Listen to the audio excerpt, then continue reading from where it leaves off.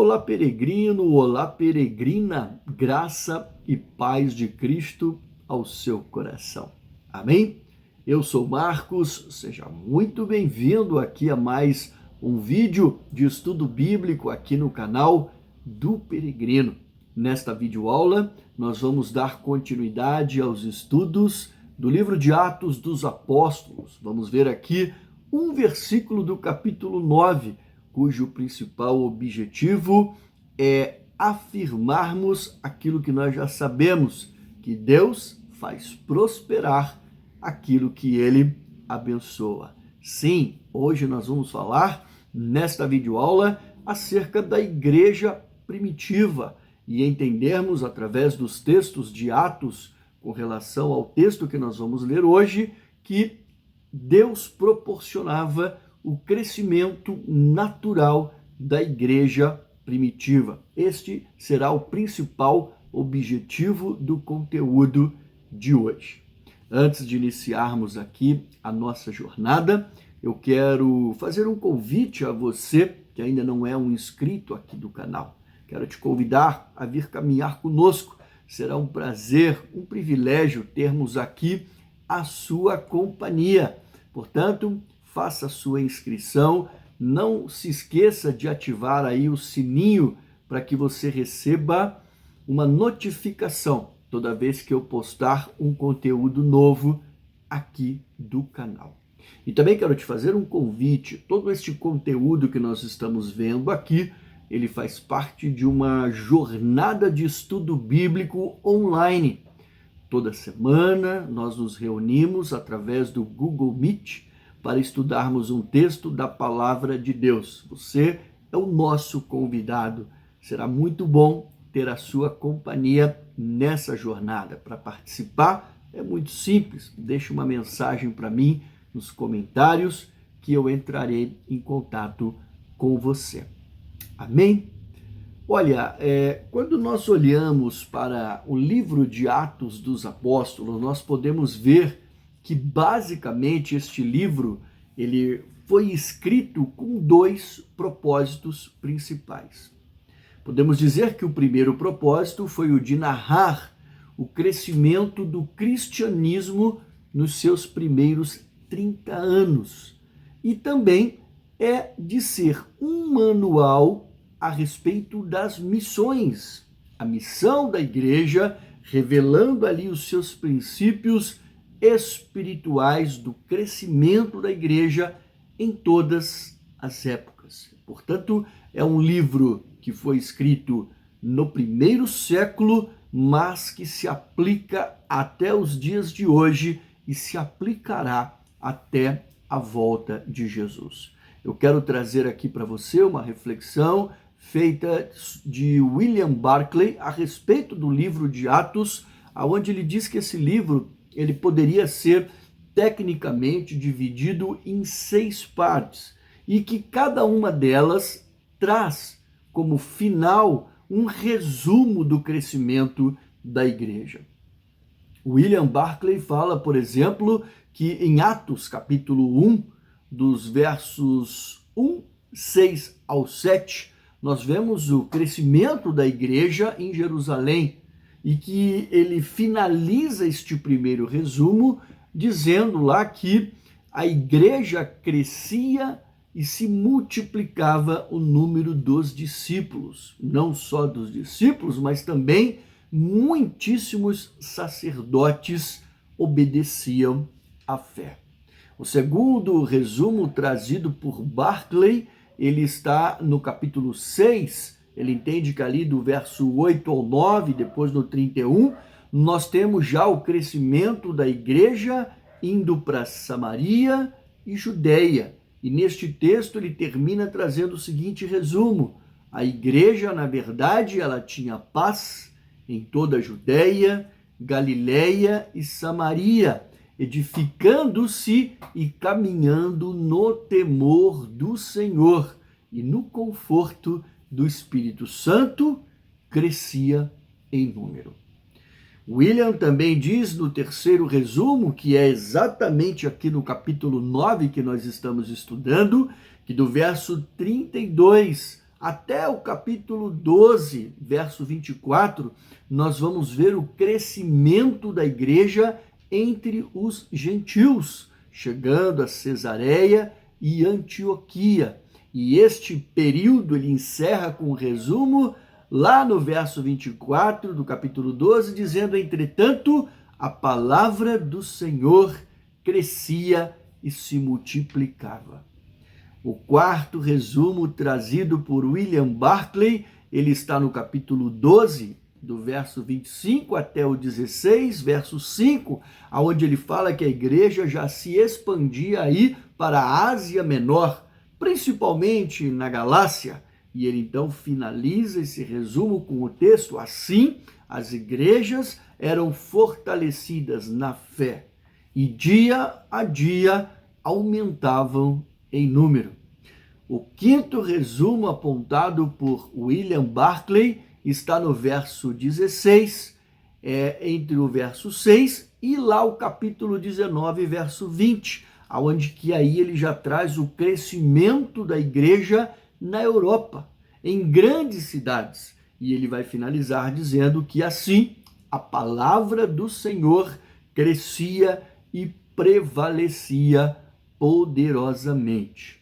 Por fim, William Barclay diz que o último resumo nós vamos encontrar no capítulo 18, verso 21, até o capítulo 28, verso 31, onde nós vamos ver o crescimento da igreja chegando a Roma, com a chegada em Roma do apóstolo Paulo, e que termina da seguinte maneira: pregando o reino de Deus e com toda a intrepidez, sem impedimento algum, ensinava as coisas referentes ao Senhor Jesus Cristo. Amém? No estudo de hoje, nós vamos ver aqui, a partir do resumo de Atos 9:31, nós vamos destacar alguns princípios acerca do crescimento da igreja aqui narrada em Atos. Mas antes de então irmos para o texto bíblico, eu quero convidar você a orar comigo. Vamos então fazer uma oração. Senhor nosso Deus, nosso Pai, é no nome do Teu Filho que nós nos colocamos diante da Tua presença. Papai, nós queremos aqui consagrar a Ti este momento de estudo bíblico, que o Espírito Santo possa nos acompanhar nessa jornada, nos guiando, nos direcionando, nos dando, Senhor, entendimento, sabedoria, compreensão do texto bíblico e mais do que só conhecimento, papai, queremos ouvir a tua voz. Fala, portanto, Senhor, ao nosso coração. Em nome de Jesus oramos e agradecemos por tudo. Amém. Amém, queridos. Atos dos Apóstolos, capítulo 9, verso 31. Diz assim o texto bíblico: a igreja, na verdade, tinha paz por toda a Judeia, Galileia e Samaria, edificando-se e caminhando no temor do Senhor e no conforto do Espírito Santo. Crescia em número. Amém? Olha só que interessante, queridos. A primeira reflexão que eu quero trazer acerca do crescimento da igreja narrada no livro de Atos dos Apóstolos está relacionada à pergunta: como a igreja crescia? A igreja, ela existe para crescer e em todos os seus aspectos. E o primeiro aspecto que eu quero trazer aqui de reflexão, olhando para a igreja primitiva, era o crescimento geográfico. O texto básico diz que a igreja, na verdade, ela tinha paz por toda a Judeia, Galileia e Samaria. A igreja estava crescendo, ela estava se expandindo geograficamente. O crescimento geográfico da igreja, ele foi estabelecido por Jesus, queridos. Lá em Atos, capítulo 1, verso 8, quando ele diz: mas recebereis poder ao descer sobre vós o Espírito Santo e sereis minhas testemunhas, tanto em Jerusalém, como em toda a Judéia, Samaria e até os confins da terra. Portanto, a geografia da missão da igreja, ela é o mundo, começando por Jerusalém e alcançando até os confins da terra. É preciso fazer discípulos de Jesus em todas as nações ou etnias existentes no mundo. E o crescimento, queridos, ele não deve ser um crescimento gradativo, mas sim um crescimento espontâneo e simultâneo, aonde fala tanto em, como em e até. Ou seja, é preciso fazer missões locais, regionais e mundiais simultaneamente. Nós precisamos entender que a igreja ela é convidada a evangelizar e plantar novas igrejas simultaneamente em todos os lugares da terra. O DNA espiritual da igreja, queridos, ele é missionário. Quem não faz missões locais, não faz missões de lugar nenhum. Quem não ganha almas para Jesus aqui, não ganhará almas para Jesus em lugar nenhum.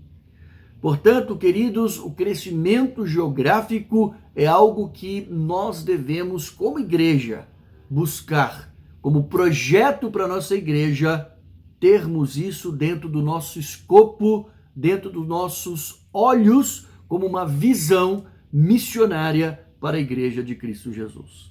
O segundo crescimento que eu quero trazer para você é o crescimento espiritual. O texto que nós lemos, ele diz que edificando-se e caminhando no temor do Senhor. Entenda que quem nasce precisa crescer e precisa amadurecer. O livro de Atos, ele nos revela, queridos, que os novos convertidos, eles cresciam espiritualmente. Se você se lembrar da aula de Atos capítulo 2, você vai ver isso muito claramente entre os versos 42 e os versos 47. Os novos convertidos, eles cresciam no conhecimento doutrinário, na comunhão com os seus irmãos, na prática da oração e no amor mútuo. Era impressionante como que os crentes novos amadureciam e muito em meio às provações e em meio às perseguições.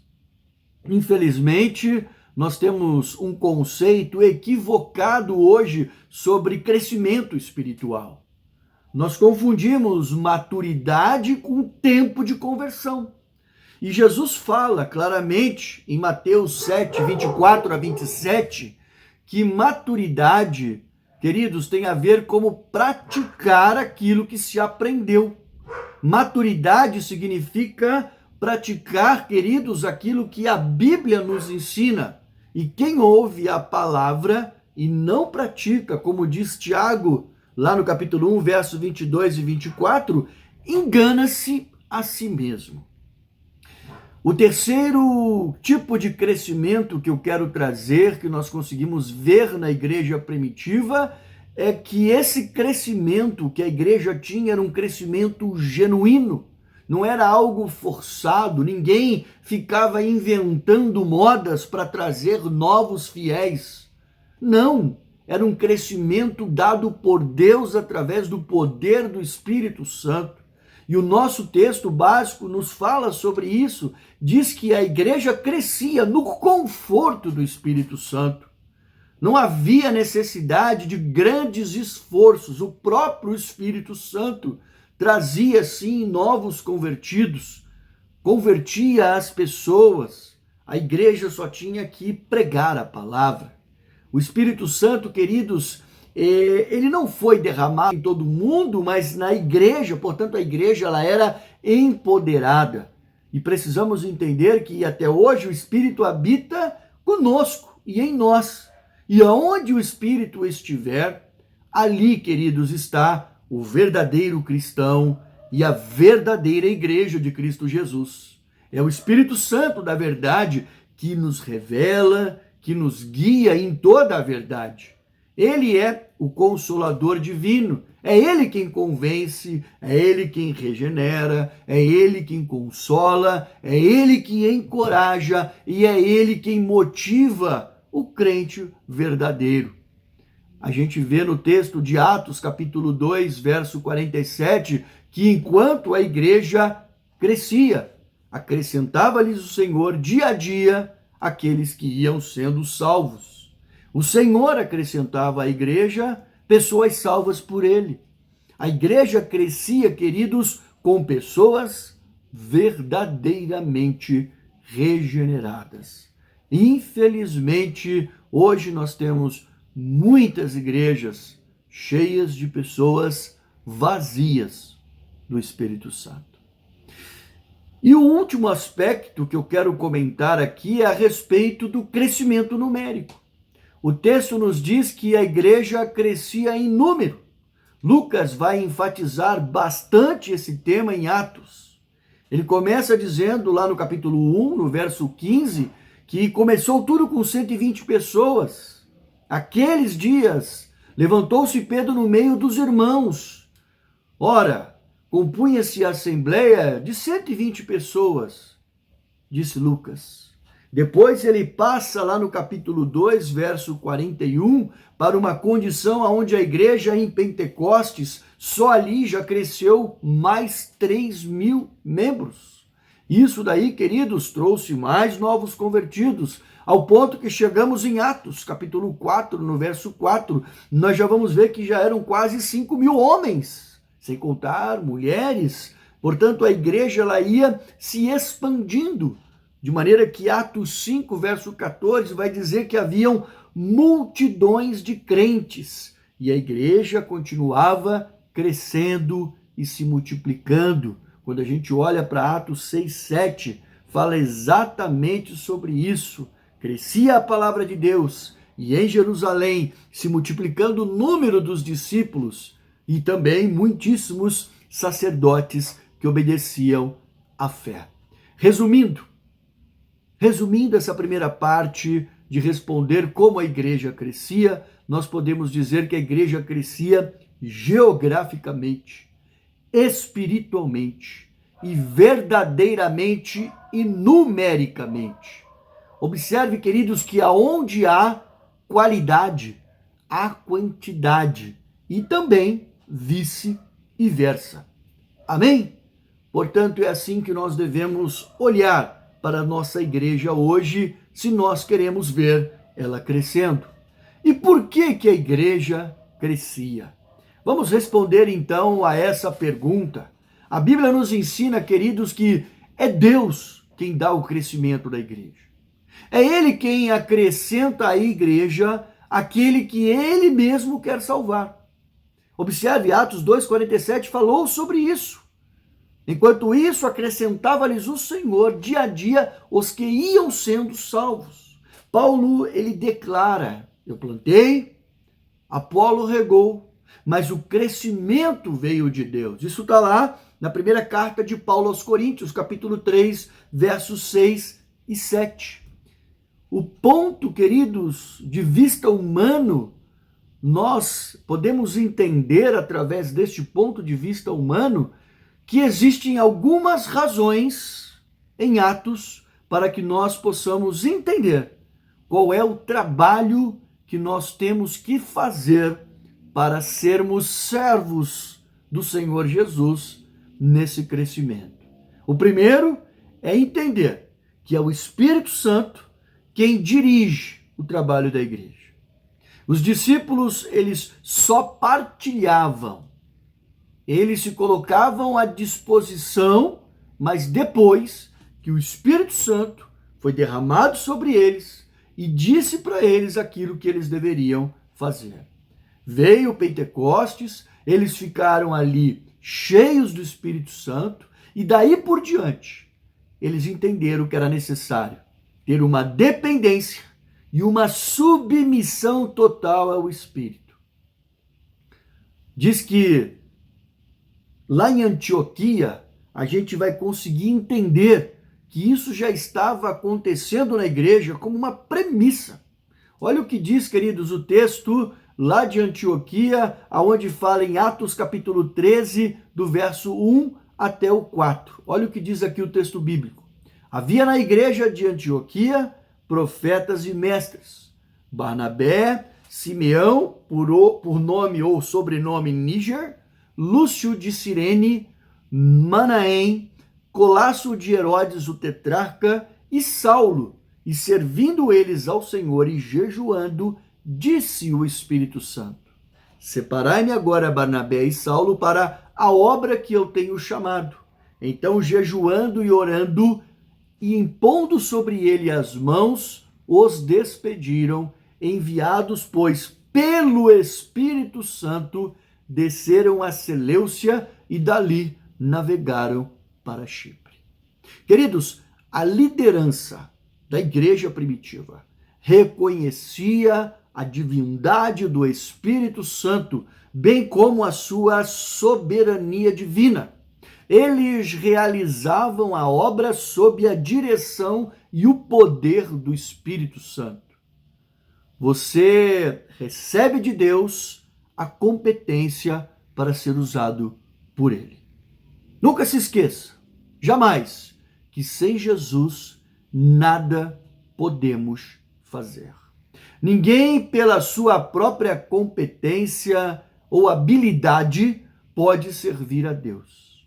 Olha o que diz Paulo na segunda carta aos Coríntios, capítulo 3, verso 5. Não que por nós mesmos sejamos capazes de pensar alguma coisa, como se partisse de nós. Pelo contrário, a nossa suficiência vem de Deus. Apenas Deus, queridos, é aquele que pode capacitar uma pessoa para fazer a sua obra. O que você precisa fazer é se colocar à disposição e fazer. É preciso renunciar aos valores humanos e abraçar os valores divinos.